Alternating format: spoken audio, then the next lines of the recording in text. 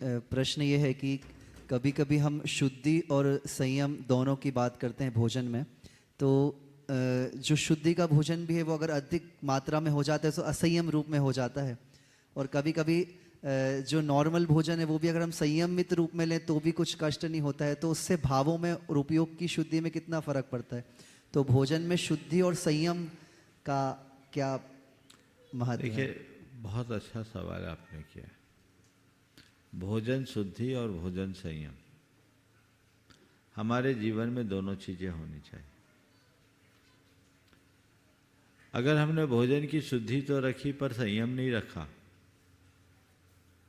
तो शुद्धि के प्रयोजन को साकार नहीं कर पाएंगे। शुद्ध भोजन करो पर सात्विक भोजन करो और सीमित और संतुलित भोजन करो। शुद्ध भोजन करते हुए भी यदि आपके हृदय में भोजन के प्रति प्रगाढ़ आसक्ति है तो आपको भोजन भट्ट बना देगा, और भोजन भट्ट व्यक्ति कभी साधना नहीं कर सकता और उसका स्वास्थ्य भी उससे प्रभावित होगा। इसलिए शुद्धि हो पर संयम भी हो। अब आपका जो दूसरा पहलू है इस सवाल का कि हम संयम रखें शुद्धि न रखें तो चलेगा।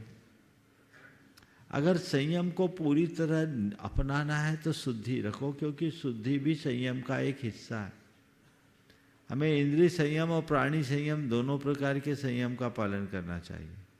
भोजन की लालसा को कम करना इंद्रिय संयम है और भोजन में किसी प्रकार की हिंसा न होने देना प्राणी संयम। तो जब तक दोनों प्रकार की बातें जीवन में नहीं घटेगी तब तक जीवन आगे नहीं बढ़ेगा। इसलिए अरे शुद्धि के चक्कर में पड़ने की जगह संयम रखो, आधे नंबर मिलेंगे, क्योंकि तुमने अधूरा संयम पाला। इंद्रिय संयम तो निभा लिया, प्राणी संयम नहीं निभा। और भोजन में शुद्धि रखी पर लालसा नहीं घटाई तो भी आधा काम हुआ। तुमने प्राणी संयम तो निभा लिया पर इंद्रिय संयम नहीं हुआ।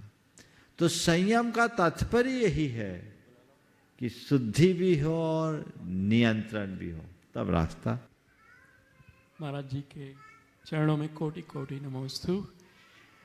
महाराज जी, बहुत अच्छा लग रहा है यहाँ का वातावरण, इसलिए यहाँ ही हमेशा के लिए स्थायी हो जाए, ऐसे परिणाम सहज बन रहे हैं।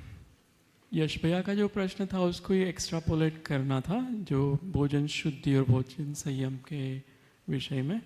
तो भोजन में ऐसा कुछ क्रम होना चाहिए कि मीठा भोजन पहले ले फिर अलग अलग रस वाला ले, जो आयुर्वेद में बताते हैं, क्योंकि उनका डाइजेशन पहले होता है।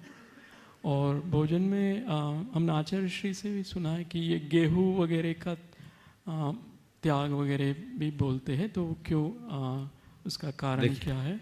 हाँ जी। हमें सात्विक भोजन करना चाहिए। भोजन के 3 उद्देश्य हैं: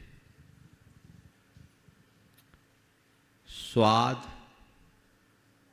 स्वास्थ्य और साधना।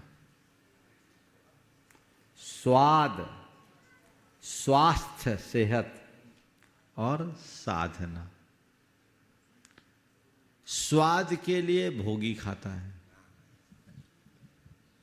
स्वास्थ्य के लिए रोगी खाता है और साधना के लिए योगी करता है।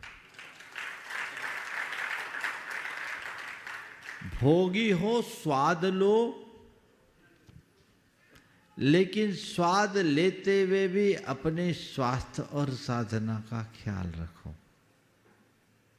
स्वाद में लंपट होकर आप कुछ भी ग्रहण करोगे तो कल खाने लायक भी नहीं बचोगे।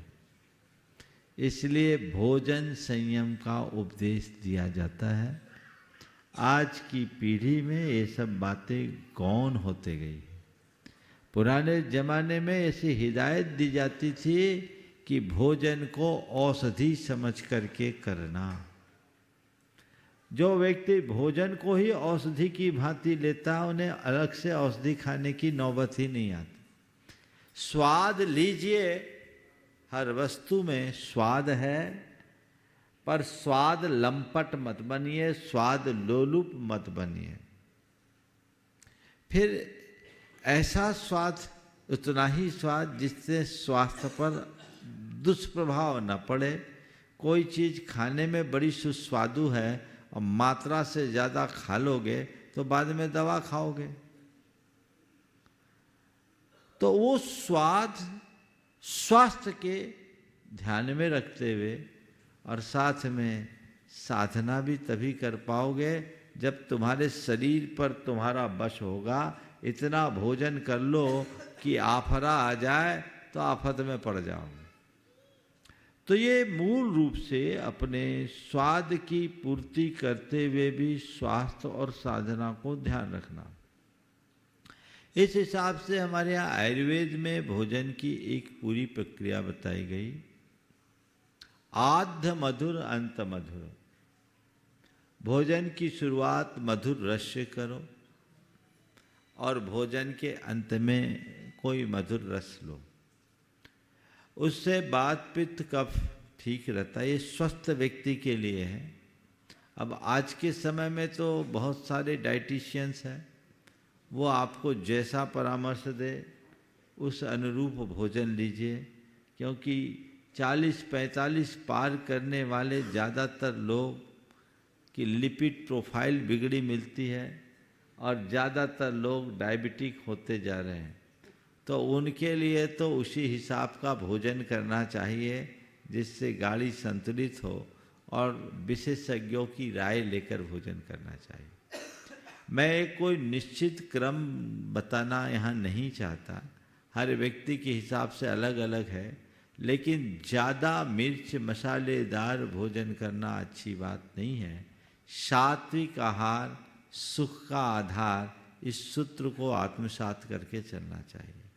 वैसा ही भोजन लो जिसको पचाने के लिए ज़्यादा ताकत लगाने की ज़रूरत ना हो। जब शरीर को भोजन पचाने में शक्ति खपानी पड़ती है तो हमारी अपनी शक्ति कमज़ोर होने लगती है। इसलिए वैसा ही भोजन लीजिए जो आसानी से पच सके। ये प्रयास सबको करना चाहिए। आचार्य महाराज ने जो गेहूं का प्रयोग न करने की सलाह दी या कम करने की सलाह दी, ये तो पूरे विश्व में चल पड़ा है। अब मिलेट्स की बात आने लगी। हमारे देश में मोटा अनाज लोग गरीबों का अनाज मानते थे। सबको पता है गेहूं में ग्लूटीन की मात्रा बहुत ज़्यादा होती है, वो नुकसानदायक और भी बीमारियों का कारण है। डायबिटीज, कैंसर और अन्य बीमारियों से बचने के लिए ऐसा परामर्श है कि मोटा अनाज खाइए, और मोटा अनाज हमारे शरीर के, हमारी प्रकृति के ज़्यादा अनुकूल है, तो हमें उनका सेवन करना चाहिए। और कुछ दिन प्रयोग करके देख लीजिए। अगर प्रयोग करके देखेंगे आपका वजन भी नियंत्रित होगा और अन्य बातें भी उसमें ठीक होगी। इसलिए अगर आचार्य महाराज ने कहा है तो वो ने वही कहा है जो आज विशेषज्ञ कहते हैं।